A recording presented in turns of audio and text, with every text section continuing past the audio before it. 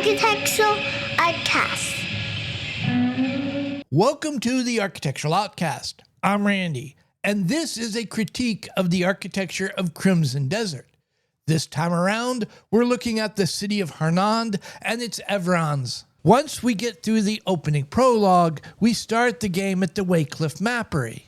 And right off the bat, we have some really good and some not so good. As far as the building goes, it has one of the most common shapes and sizes. Change the materials and the roof profile, and you'll find it all over the world throughout history. The building structure, post and beam construction, was pretty much ubiquitous across the British Isles and Europe throughout the Middle Ages. The wood board infill, the part of the wall in between the building structure, wasn't very common, but it was done. So we'll give it a pass. This gets to a bigger problem, one we find throughout the entire game, and it has to do with how Pearl Abyss is using architecture to tell their story. Just as we see here with the Mapery, wood buildings are supposed to represent the lowest rung on the social hierarchy.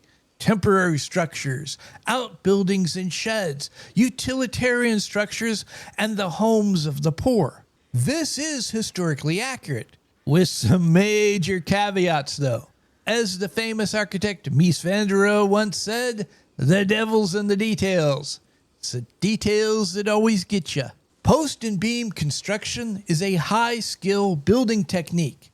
And during the Middle Ages through the Renaissance, those building techniques were jealously guarded by the carpentry guilds, which means post and beam buildings were expensive.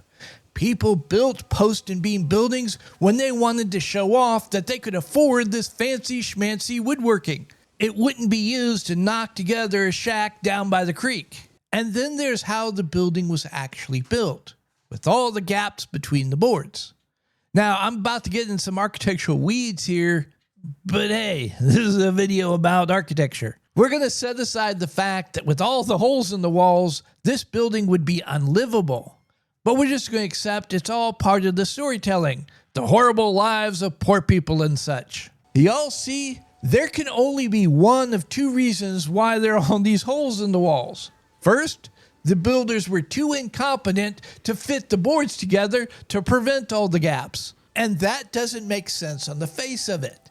As I said, post and beam construction is a high-skill building technique, requiring lots of precision, notching, drilling, pinning, and yet these same people can't figure out how to line up a couple boards?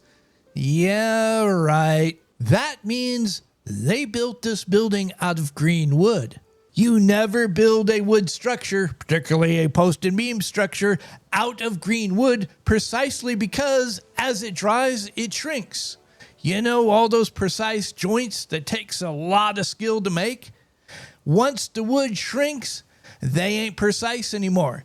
And a building structure that is dependent upon precise joinery to stand, don't stand no more. If this was just a one-off building, who cares, right? But we find this building technique, sometimes this exact same building, reuse of assets, all over the game. Green wood is used for temporary structures, things that people plan on using for weeks or months at best. Great historic example of using green wood is the Lewis and Clark expedition. They were forced to use green wood to build their winter quarters in the Rocky Mountains. And that caused all sorts of problems. Just one example. Because they were never able to seal the buildings, make them weather tight, every time they filled in a gap, more kept appearing. That meant their clothes never dried out. And seeing as how most of them were wearing buckskins, their clothes were literally rotting off their bodies. Ignoring the health issues, they described a very distinct odor coming from the cabins. Some people are going to say, wait a minute, Randy. All across the Midwest here in the U.S., you find barns that have gaps in the boards and the walls, which means they must have been made with green wood. And you'd be right. The old barns on my family's farm had gaps in the walls. But the structure was made out of dried wood, and the walls were made out of green boards because the goal was those gaps. They wanted the airflow, for nothing else, to keep the barns from either blowing up or burning down. However, if you look on the same farms, you'll see farmhouses. The same people who built those barns were able to build houses that kept the weather out. And that gets to a deeper world building problem. The people who would build this type of building are either too stupid to understand the materials they're working with, the environment they live in, or the needs of the building they're trying to build, or they're too lazy to care. To make a long story short, this building can't exist as shown. And then to make matters worse, there are two problems with the roof. First off, those roof repairs are just silly. They're worse than doing nothing. They hold water up on the roof, causing more water to fall down in the leaks than would happen without the repair. And again, we find these same type of repairs on roofs all over Pywell. The second problem is there are no gaps in the shingles on the roof. So the people who built this building knew to use seasoned wood on the roof, but yet they used green wood on the walls? Why? Oh, come on, Randy. Aren't you being a little harsh here? Welcome to the Architectural Outcast Architectural Jury. If your goal is to try to help make something better, your job isn't to be nice, it's to be honest. And this is a game I like. And overall, I think that Crimson Desert's architecture is pretty darn good. That's why I'm being so harsh on the Mapery. This is the first building that players have an opportunity to interact with in the game. It sets the tone. All the things I'm pointing out are unforced errors that undermine the world building. When players encounter these same mistakes over and over again, it keeps pulling them out of immersion. Have that happen often enough, and the world building collapses entirely. Anyhow, back to the critique. A couple of cool things that the game does really well is one, show how much of a historic person's life was spent outdoors, and two, all of the skills and crafts required to maintain a medieval society. A lot of the activities that we now consider to be indoor chores, like cooking, cleaning, maintaining stuff, historically would have been done outside in the yard. While trade in the medieval period was often way more robust than modern people give credit, the leather for the parchment in the Book of Kells in Ireland came from Afghanistan after all. It wasn't uncommon for people who needed parchment, like a Mapery, to make their own. Crimson Desert doesn't have stuff just magically appear. They show how it got there, how food is cooked, how parchment is made. And then they go too far. They show activities outside that would have never been done outside. You don't make a map with ink and parchment in direct sunlight. Ink on parchment, if stored in the right conditions, will last indefinitely. We don't know how long it can last. Thousands of years. But direct sunlight ain't the right conditions. Quickest way to destroy ink or parchment is UV light. Now we come to the issue that I'm going to be harping on in every critique I do of this game. The stuff. Everywhere you look, there's just stuff piled up for no rhyme or reason.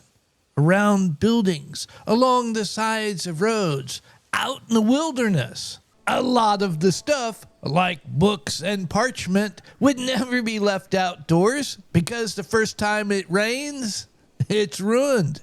To be fair, and in Pearl Abyss's defense, this has gotten to be a modern video game trope. The developers are so proud of all the assets they've developed, they want to place them everywhere. This is particularly ironic, seeing how Pearl Abyss is a Korean video game developer, because Korean art and architecture has a concept very similar to Japan's idea of ma, or emptiness. It's where the space between all of the stuff is just as important, if not more important, than the stuff itself. And everywhere we look here in the game, the concept of ma, or in the West, we talk about it as negative space, is being ignored, if not downright violated. Leaving the Mapery, the first civic architecture that you encounter is the bridge over the gorge at Three Saints Falls. This is meant to be the beauty shot, the moment where you glimpse the scale of this world you're now exploring, its beauty, its wonder, and the city you're now heading towards. The bridge has a wood arched trestle sort of design, which kinda, sorta, but not really existed in the Middle Ages. And that's okay, because as long as the design looks believable and looks like it belongs in this world, you're good. And this bridge fits on both accounts, sort of. The problem is the wood and that arch. Trestle bridges were mostly used in the 19th century in the western United States because the cheapest and most readily available material was processed lumber. One of the things that I keep harping on is that processed lumber, 2x4s, 2x8s, and such, were a product of the Industrial Revolution. They existed in the Middle Ages, but they weren't common, and they definitely weren't cheap. And again, in Pearl Abyss's defense, they show that this world has logging and sawmills. So we'll accept that a trestle bridge made out of processed lumber would exist in this world. However, there's a reason why arches are very rarely found in trestle-style structures. And it all goes back to the quote from the famous architect Louis Kahn. What does a stone want to be? An arch. So that raises the question, what does wood want to be? Not an arch. Gravity wants to make an arch flatten out, which means all of those vertical columns would be pushed to the side in an effort to make them horizontal. How you would stop that is you would put a board in between the columns forming the arch, allowing the energy, the load trying to force the bridge to flatten out, to go down the column into the arch all the way down into the stone.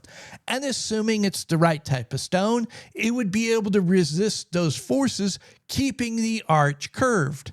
This bridge doesn't do that. Instead of putting the boards between the columns, it puts them on the outside of the columns. Why does this matter?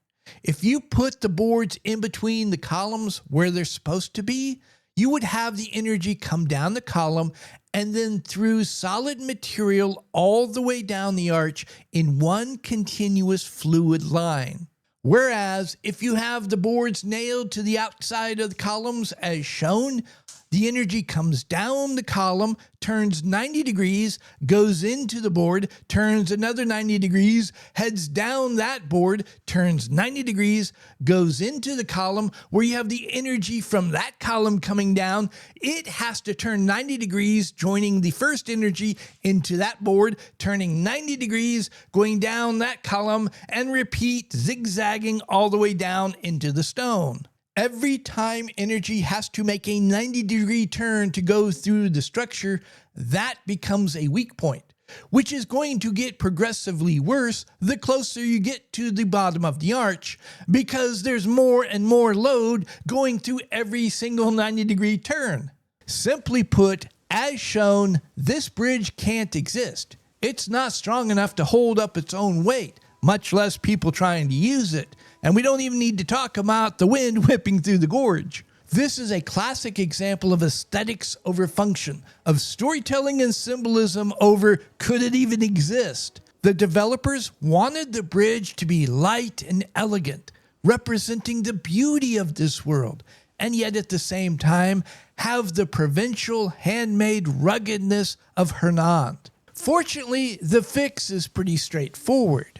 Put the boards in between the vertical columns where they should be instead of nailed to the outside, and then add some more bracing, particularly down towards the bottom of the arch. Even if the bridge couldn't exist, it would look like it could exist. And that's all you really need. Every medieval open world inspired game has to have a stable just outside the town. And guess what Hernand has? A stable just outside Hernand. As a whole, the stable's pretty good, But there are three things going on with this stable: the stable as architecture, the stable as a functioning stable, and the symbolism of the stable. As far as the architecture itself, I evaluate it by three criteria. Does it fit its function? Does it fit its environment? And does it fit the culture it's a part of? As far as buildings go, the stable's post and beam construction, wood board infill with a lean-to on one side. As I said earlier, you find these barns all across the Midwest.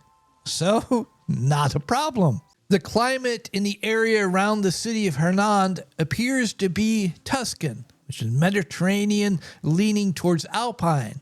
So this style of barn would work just fine.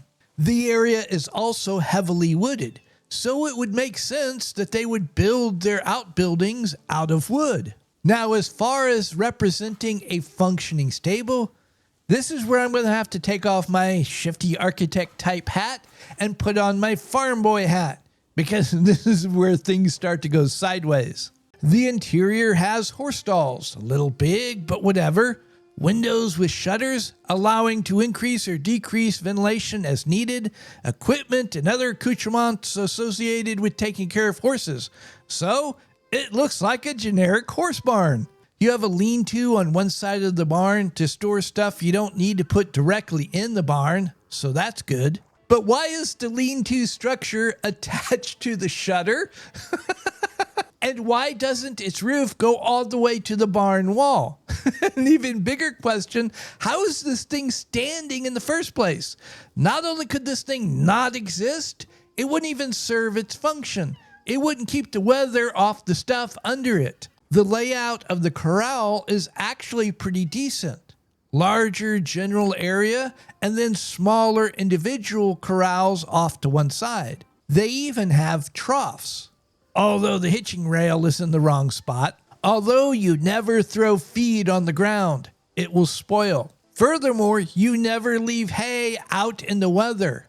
It will start to rot, and that risks burning the whole place to the ground. It's common to have an open-sided building in a barnyard, but they're usually reserved for something like a blacksmith shop, spaces that need lots of air and ventilation. They're never used as a tack room, a place to store and work on leather. To that end, you never leave a saddle out in the weather. For the same reason you don't have an open-sided tack room. UV light and precipitation, whether we be talking rain, sleet, snow, will ruin finished leather within days. Although they have it right, you always put a saddle on a saddle tree. Then we got to go back to all of the junk just piled around for no rhyme or reason. It is true that barnyards, particularly active stables, are chaotic places, and things that aren't regularly used can be left laying for a long period of time. There are exceptions, but as a general rule, the things that you find piled up in a barnyard, even the stuff that's been left laying, are stuff that you need in a barnyard. It is very rarely just random crap piled up everywhere. This gets to the symbolism of the stable. And Pearl Abyss is showing a bias, you might even say a prejudice, that they may not even be aware that they're showing. Architecture communicates. And one of the most important things that architecture communicates is the purpose of the building. And when you come rolling up on this stable, remember, this is one of the first buildings you encounter in the game. Nothing about this building communicates it's a stable. Yeah, it's a barn with horses and wagons and saddles and such, but nothing about this space communicates that it would be a good idea to leave one of your most valuable assets, your horse, in the care of the people running this place. And it's because the aesthetics were chosen based upon philosophical and ideological reasons. There is this modern assumption that we live at the pinnacle of human civilization. Everything is better. Art, architecture, culture, bathing. Everything that came before was less good. The further back you go, the less good it was. By the time we talk about the Middle Ages, whoa! And in particular, Poor rural people, they live like animals. Animals, I tell you. We see this attitude reflected in popular media.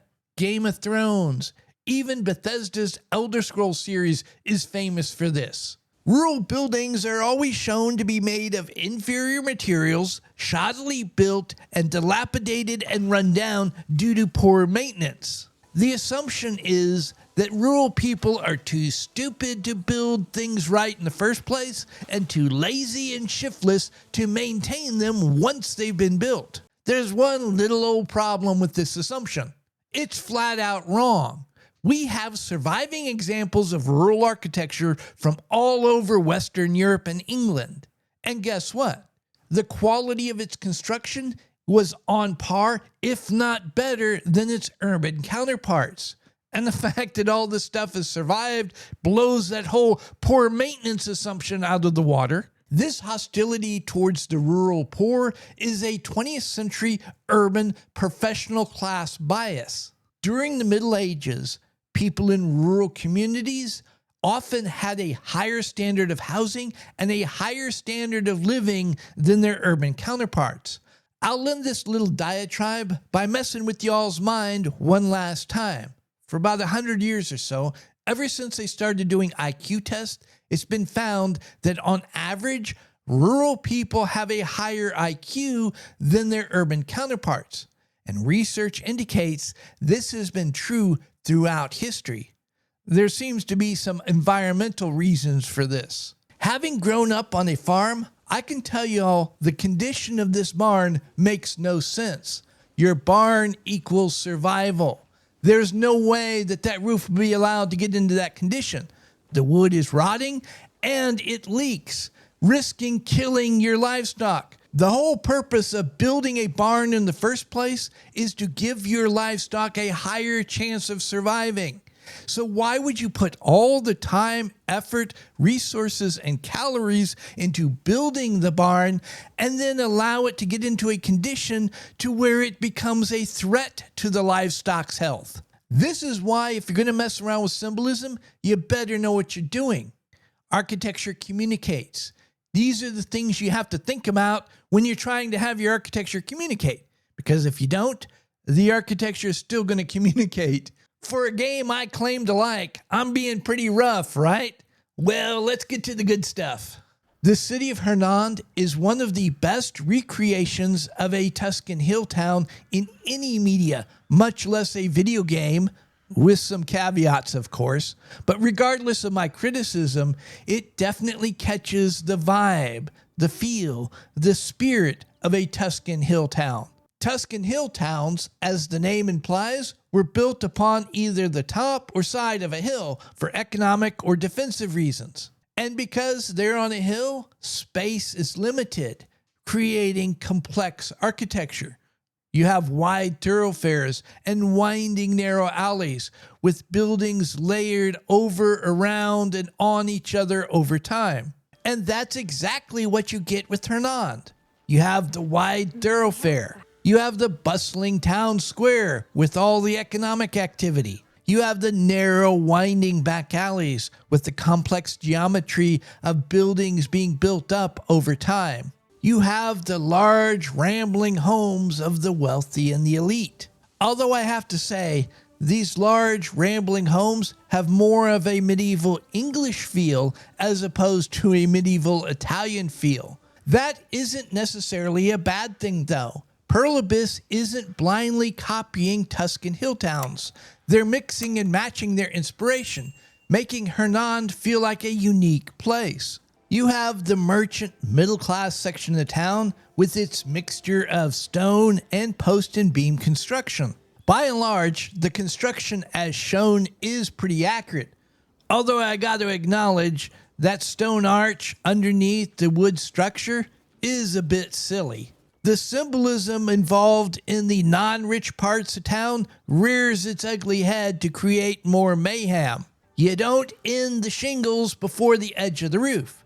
That would make those end walls waterfalls every time it rains, making 90% of the houses in Hernand uninhabitable. Yet again, we have believability and world building being sacrificed for ideological and philosophical points. Although it's not the main point of this video, I do have to acknowledge that Perlibus contradicts that ideology and philosophy by dressing everyone in bright colors, which was historically accurate for the Middle Ages. Back to the middle-class merchant part of town.